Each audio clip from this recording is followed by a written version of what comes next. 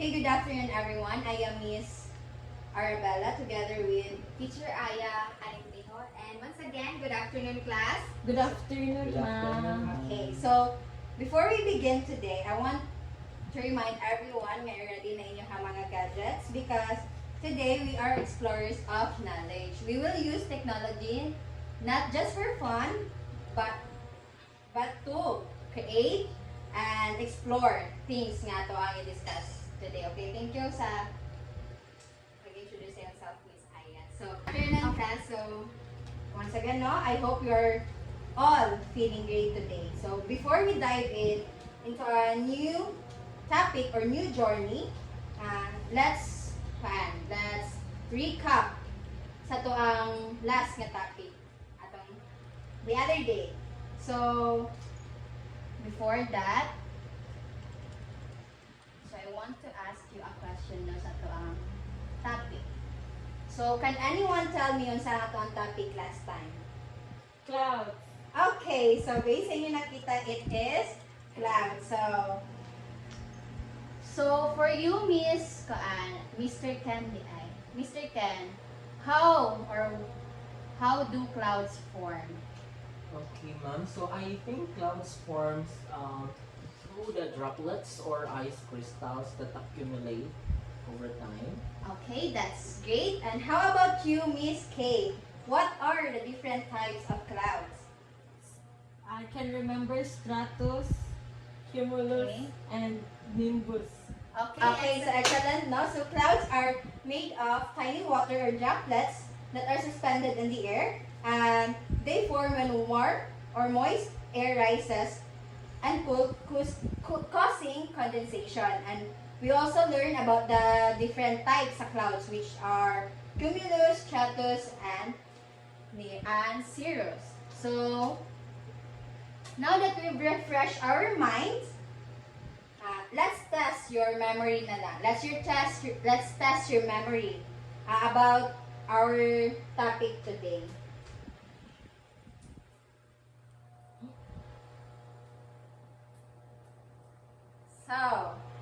So please ready na inyong mga devices because this time we will have a Kahoot quiz. So naghatag na ko sa inyo og link.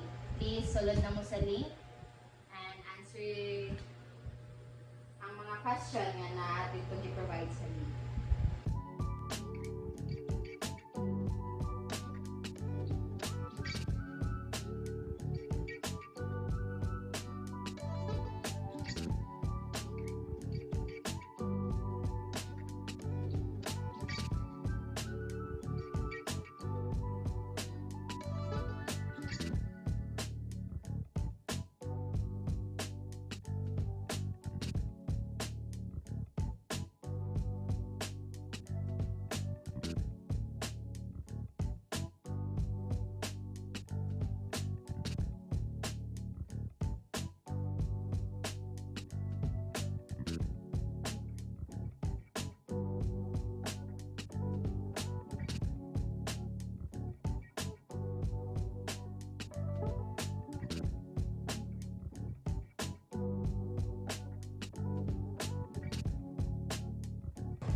Okay, class, that was fun, no? I can already see that many of you nakabalo na sa ato ang topic. So, but don't worry sa atong mga uban nyo na-miss sa mga question.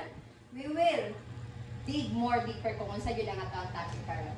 So, today, napaihatag sa inyo hanga quiz or puzzle that I want you all nga i-solve na siya. And then, examine ninyo kung unsa inyo hang na-solve. So, please, ato na mo sa link nga akong i-provide, which is ang book widgets.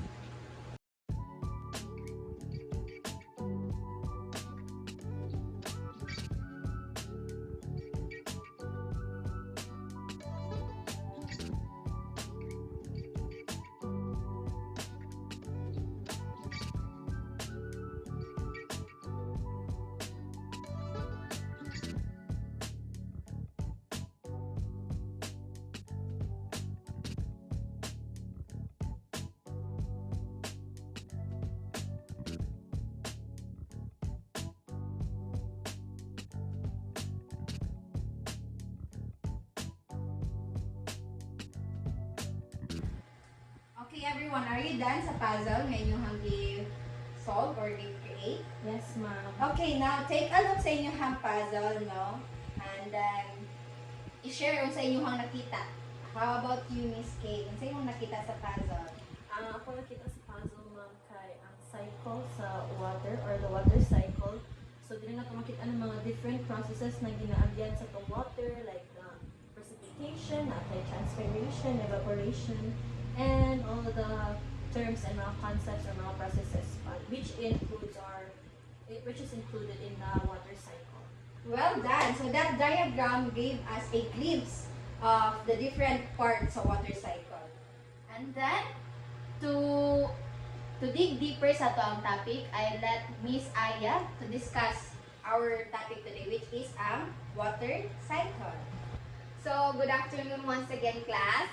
Afternoon, ma'am. So, in the previous activities, nakita na natin sa ang mga process sa water cycle. So, now, kabulo na mo sa ato ang topic for today. So, it is a Water cycle. very good. So, water cycle is the exchange of energy which influence climate. When water condenses, it releases energy and warms the environment. When water evaporates, it takes energy from the surrounding environment and dropping temperatures. So, this is the visual board of our water cycle, and we will discuss this further later about the evaporation, and we also have the precipitation and the runoffs. So, can I ask Mr. Kramer, what is your idea about precipitation? Ang precipitation, kaya mo na siyang process sa pag-rain since na-accumulate naman ang mga tubig. Based on my own understanding, I think precipitation is a process in which once the condensed clouds, it will rain. So the rain itself is the process of precipitation. So thank you for that, Raymer. So precipitation, that's what Mr. Raymer said, no? And then we have evaporation, infiltration, and runoff, and transpiration.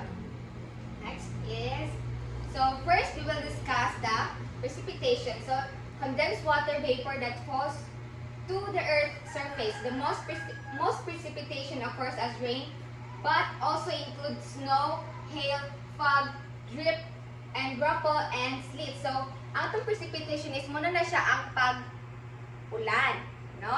So, as you can see here, muna ito ang precipitation. So, pwede siya pamaagi sa snow, sa hail, or sa graupel bakaha, or sa pamaagi nga sleet. So, pwede siya mo dilim direct sa sea.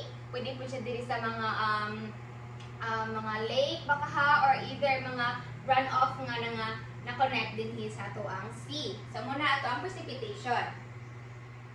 So, next is ang evaporation. So, the evaporation is the transformation of water from liquid to gas as it moves from the ground or bodies of waters into the overlaying atmosphere. So, muna ni atong evaporation, we can see here that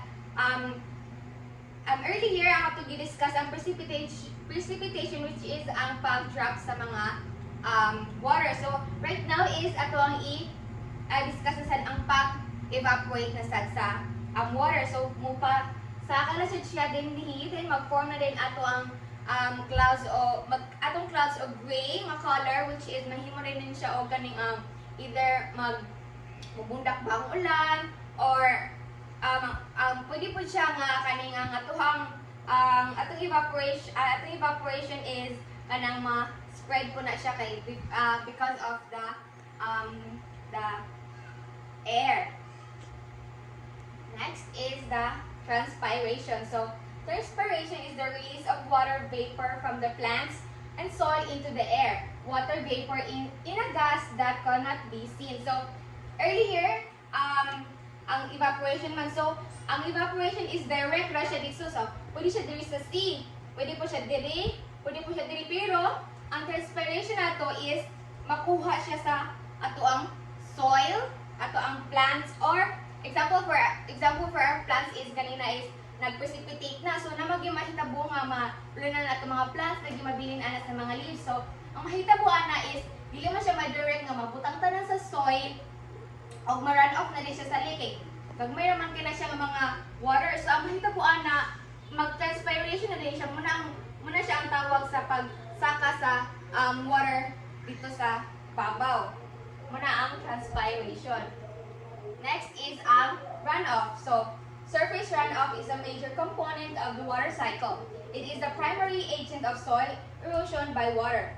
The land area producing runoff that drains to a common point is called drainage basin. So, as you can see here, ang example sa runoff is ang mga lake. So, kanang mga lake is for the very long time na siya nga mga runoff. So, as you can observe during sa kanang mag-ulan, na yung mga hitabo nga runoffs, diba? Kanang, for example, na mag-ulan diri inside, then natin mga brag, mga runoff nga water. So, ang atong mga river pod, muna matawag ba nato siya nga runoff, but way before na siya nga mga runoff nga lake. So, okay, next is the infiltration. So, can I ask Miss Kate to read the... Okay, ma'am. Infiltration is the process by which water on the ground surface enters the soil. It is commonly used in both hydrology and soil sciences. So, thank you for that, Miss Kate. So, as you can see here, no, ang infiltration daw is kanang during sa precipitation is musips ang water din sa tuwang soil. And then, ang mahitabuan na is muagi din siya sa ilalom and then mubalik daayon siya sa either sa lake baka mga dako nga area or either ang sea. So, that is ang infiltration. So, 97.2% of the ocean contains of it is water, and also we have 2.8% with the glaciers and the groundwater. So atong groundwater is 0.62% and then the glacier is 2.15%. That is our source of Earth's water. And then next is we have the running water. So we have different types of running water. We have here a drainage basin. So drainage basin is a land area that contributes water to river system. So atong drainage basin is natay duha. So we have tributaries and we have drainage divide. So kamantin mo na ng mga mountains is ang mountains magid nato is inani mo siya forma, no? So more siya pa-down iyahang ato ang mountain, and then during sa pag-ulan nagyo mahitabo na nga mga runoff. So ang mahitabo sa runoff ana is mahimangalan din siya og either tributaries. Muna din siya nga mahitabo is ma-collect na din siya tanan-tanan and then maghimo na sad sila another nga runoff, and then that's what we call a drainage basin. And then next is the divide. So, separates drainage basin. So, muna siya ang divide sa to ang drainage basins. And then next is the river system. So, our river system has three zones. We have sediment production and sediment transport and sediment disposition. So, first is the production. So, during sa runoff sa to ang tubig is first is ang sediment production. So, dili gyud ang mag-start sa ato ang tubig. So, daghan kina siya mga dalan sa nga runoff, no, sa ato mga water. So, as you can see here, bursag mga ugat kay daghan kaayo na siya kay tungod sa kaning ka hill sa ato ang mountain. And then now, the next zone is ang sediment transportation. So, ang mahitabo ni is mahimo na din siya dako kaayo nga lake. As you can see here, no, dako na gid siya, unlike sa ang sediment production is nagkaay kanang siya og mga roots, and then pag abot na din nato diri is wala din siya og river siya nausa na din siya tanan. And then next zone is ang sediment disposition. So mao na din na ang gawas sa ato ang water, either baka sa lake nga like big kaayo nga connected sa sea na mainana no, or kundi connect dito siya sa dagat. So we have drainage pattern. So four common drainage pattern is dendritic, and then rectangular, radial and trellis. So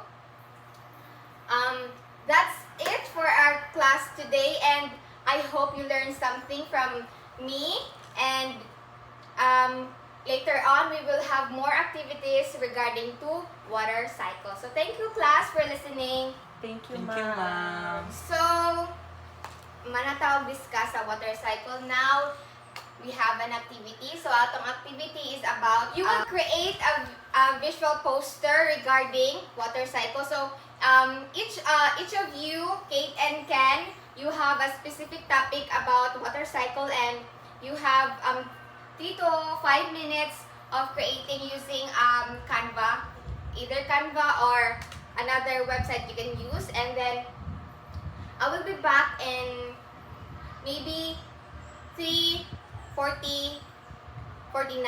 Okay?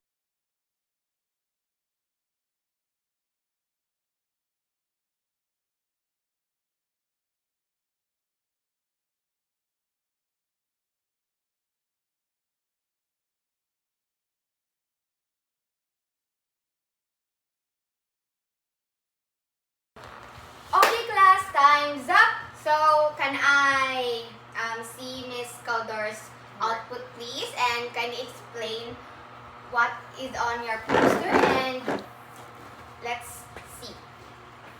Okay, so good afternoon everyone. I hope it's visible to everyone. So this is the poster or the infographic that I have created. It's about evaporation. So this is evaporation. So what I have understood about evaporation, it is the process of like turning water into gas. So it will be turned into air, or it will be invisible. So if naay water sa ground, the process of evaporation ma-transform ni nga water into gas, and then mo evaporate na dayon siya. So that is what I have understood about evaporation. So thank you. So, thank you, Miss Kate. And now, can I see Mr. Kramer's output, please? Okay, so good afternoon once again, ma'am, to my classmate. So I've created this poster about condensation where where substances transitions from a gaseous state to a liquid or solid state, naturally forming a cloud. So as you can see here,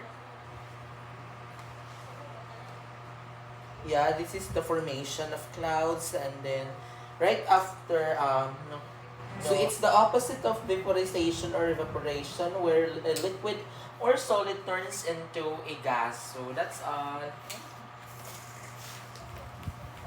So, thank you, Mr. Raymer, and also thank you again, Miss Kate. So, that is a wonderful and very, very creative way of making your poster. So, I can see in your posters that it's very, very colorful and very creative in how you put it in together. So, thank you for that. And now we will have another activity, which is led by Miss Cantina. Okay, to assess more on your understanding, no, if nakasabot ba yun mo sa discuss ni Miss Aya kanina, we will have a quiz using the quiz is nga website. So, na ako provide or dihatag sa inyo nga link sa itong GC. Please, sulod mo sa to ang katong nga link, then answer your quiz.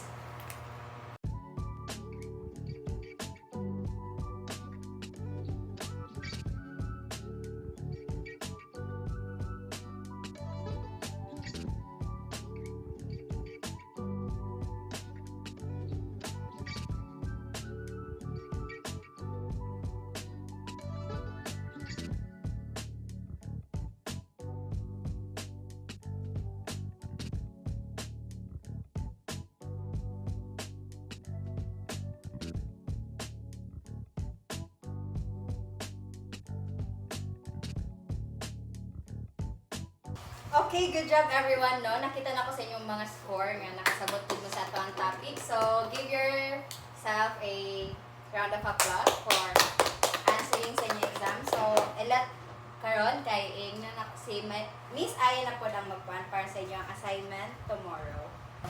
So, nakita na naman yung mga responses kanina about sa mga quizzes and I can see your performance are really, really good. So now, na tayo assignment. So, tomorrow, bring your assignment. So, your assignment is all about the importance of water conservation and protecting water resources. So, inyong buhatan is maghimo mo og infographics about how to conserve water. So, that's it. And thank you, class. And see you tomorrow and have a wonderful day. Thank you. Bye. Goodbye and thank you, ma'am.